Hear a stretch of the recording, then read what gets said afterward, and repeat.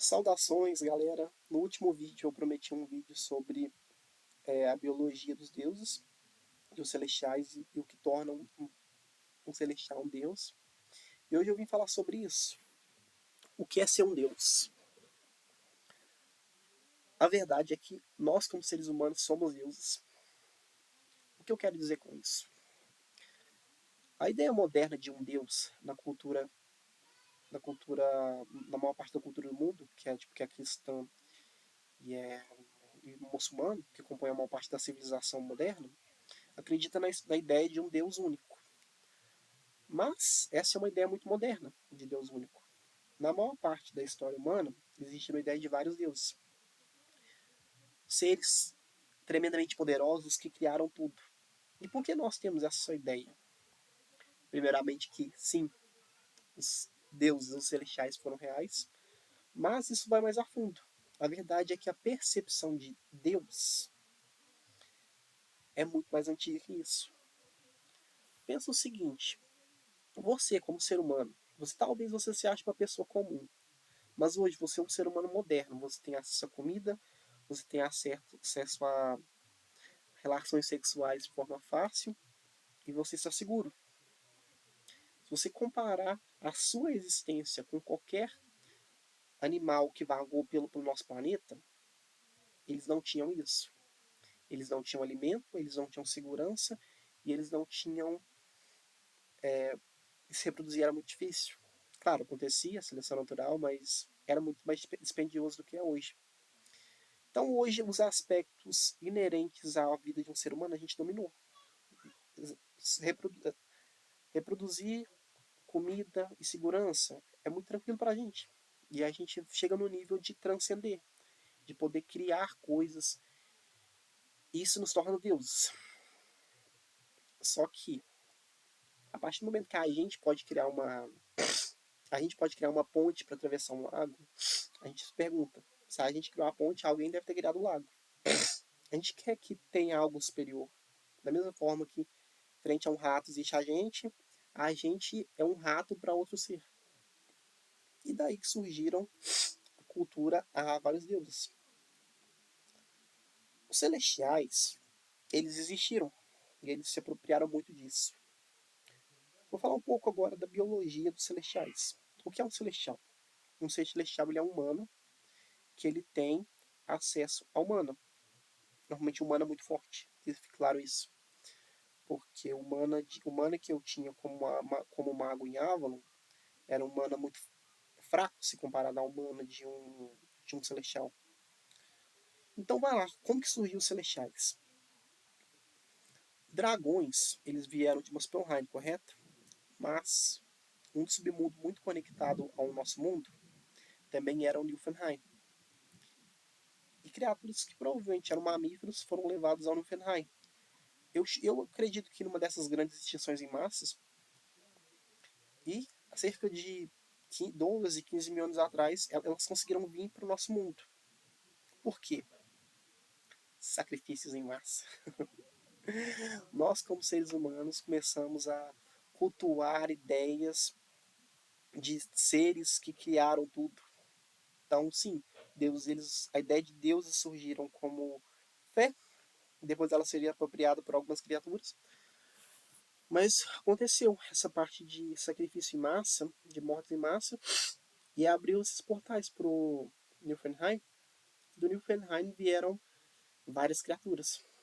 Não são dragões. Dragões, górgonas e muitas criaturas monstruosas vieram do Muspelheim. Mas do Nilfheim, nesse primeiro momento, vieram criaturas, de certa forma, mais humanoides. Trolls, ogros, ciclopes, gigantes, eles vieram de lá. Em especial, gigantes. Gigantes e ciclopes, eles têm, que provavelmente tinham o intelecto mais próximo ao nosso. Eles funcionavam como sociedade. Quando, não sociedades tão organizadas, mas eles funcionavam assim. Quando os gigantes eles vieram para cá, eles começaram a ter o mesmo efeito que os dragões tinham. Como eles eram seres de outras dimensões que vieram para cá, agora eles são seres de existência oposta. São seres de existência oposta, de éter oposto, e eles vieram magia.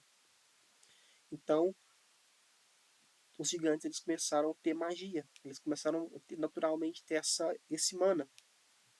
O que fez com que eles se tornassem, vivessem milhares de anos. Igual a mesma coisa que aconteceu com os dragões. E isso também aconteceu com os ciclopes. Os ciclopes eles vieram para cá. E aí que fica interessante. Os ciclopes deram origens aos anões.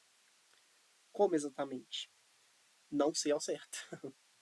Talvez tenha sido reprodução direta, talvez tenha sido alguma forma de. Eu não sei. Eu simplesmente não tenho a resposta, mas o fato é, criaturas foram descenderam de ciclopes e de seres humanos, daí vieram os anões. Existem algumas ideias complicadas que relacionam os anões ao Homo florensis, que foram espécimes que foram encontrados em cavernas. E eu não sei exatamente como isso se relaciona, e eu nem quero entrar nisso. Mas dali surgiram os anões, que eles eram criaturas que eles não tinham poder de manipulação direta, mas eles conseguiam infundir certas propriedades em equipamentos, de forma física. E daí surgiram os descendentes de gigantes e seres humanos, que foi da onde surgiram os primeiros celestiais. Esses celestiais não eram os mais fortes, para ficar claro, mas já surgiram aos que vieram a se tornar alguns dos primeiros deuses. E mais ainda, mais para frente, quando esses gigantes vieram para o nosso mundo, muitos deles conseguiram atingir o controle da magia no nível onde que o seu corpo era abdicado e eles se tornaram titãs. Então, alguns gigantes ascenderam à posição de titãs, se tornando essas criaturas gigantescas e basicamente feitas de éter, de algum éter específico normalmente. E daí surgiram os deuses mais poderosos. Surgiram os. Eu acredito que nesse ponto não houve uma relação direta. Eu acho que a minha teoria pode estar errada, mas é que esses titãs eles irradiavam tanta energia e esse éter deles fazia com que certas mulheres que engravidavam elas tinham essa interferência e essas pessoas que nasciam se tornavam celestiais e daí eles surgiram celestiais mais fortes. O que eu quero dizer com isso? Nem todo celestial é igual. Exemplo, se você pegar a dinastia de Merlin, que era a dinastia de Odin, era uma dinastia que era poderosa, mas não tanto quanto a dinastia de Zeus. Zeus, a dinastia olimpiana, provavelmente foi a dinastia mais poderosa que surgiu. Por quê? Porque eles surgiram de titãs. Zeus, em minha concepção, os titãs não estavam exatamente tendo relações com humanas, mas a interferência deles fazia com que humanos especiais nascessem. E esses titãs, eles se tornaram grandes. Eles tomavam controle da espécie. E quando eles perceberam que estavam surgindo pessoas, humanos, com poder, eles viram que eles seriam desafiados. Então, o que eles fizeram? Há algum tempo eles já estavam prendendo seus parentes ciclopes no submundo Muspelheim. E daí, que é essa abertura de portal que permitiu que viessem dragões, eles começaram a prender seus filhos no Muspelheim, esses meio-humanos. E quando isso ocorreu provavelmente por séculos. E esses filhos que eram colocados no Muspelheim para eles continuarem o seu reinado, daí surgiu Zeus. Zeus provavelmente, como filho de Reia, em minha concepção, provavelmente Reia foi um templo. E ele foi desviado para ele não ser colocado nesse mundo, para ele não ser devorado por Cronos, devorado. E lá ele se revelou, ele se rebelou. Zeus, então, surgiu frente aos titãs e ele desafiou. Ele foi atrás dos seus irmãos que seriam colocados, junto aos seus irmãos se uniram e entraram nessa guerra contra os titãs. E aí Teve a titanomaquia, que aconteceu essa guerra. Mais pra frente eles se aliaram aos Ciclopes. Tem toda uma história de como, tipo, como esses humanos que foram colocados no submundo, na verdade, eles se tornaram certas entidades também. Enfim, é complicado. Você precisaria ler Cosmogonia Esquecida para entender. Mas enfim, eles foram colocados lá e depois da titanomaquia, esses celestiais eles assumiram o controle. Os titãs eles foram derrubados, tiveram seus poderes, seu mana absorvido, dando mais poder ainda à dinastia de Zeus. E daí surgiu os grandes deuses. Os, a dinastia de Zeus, que provavelmente é a dinastia mais forte, e os olimpianos, mas também várias outras dinastias que se espalharam ao redor do mundo. Daí veio a Mesopotâmia, daí veio os deuses hindu, que eu, enfim, e vieram vários outros deuses que se separaram nessa guerra, mas tudo veio da titanomaquia. E quando eles se separaram, eles eram muito diferentes do ser humano normal. Eles poderiam viver. Na visão deles, eles eram imortais. Por quê? Porque nenhum deus tinha morrido. Mais tarde ficaria claro que imortalidade não é real. Em um deus talvez viva 5.000 anos. Mas uma coisa eu te garanto: em 1 milhão de anos, todos estarão mortos. Mas é uma comparação, como eu expliquei. De um ponto de vista de uma barata, nós somos imortais. E assim é com os deuses.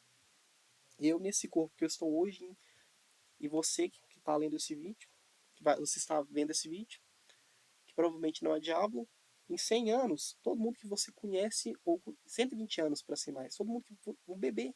Todo bebê que está nascendo agora, em 120 anos, já vai estar morto. E, então, um ser que vive milhares de anos, ele é imortal. E os celestiais, eles violaram essa barreira. Eles começaram a se sentir mais e mais. Por quê?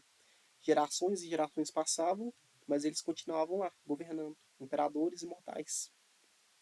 E foi daí que surgiu, eles provavelmente surgiu alguma necessidade de se ver como superiores e como aqueles dotados de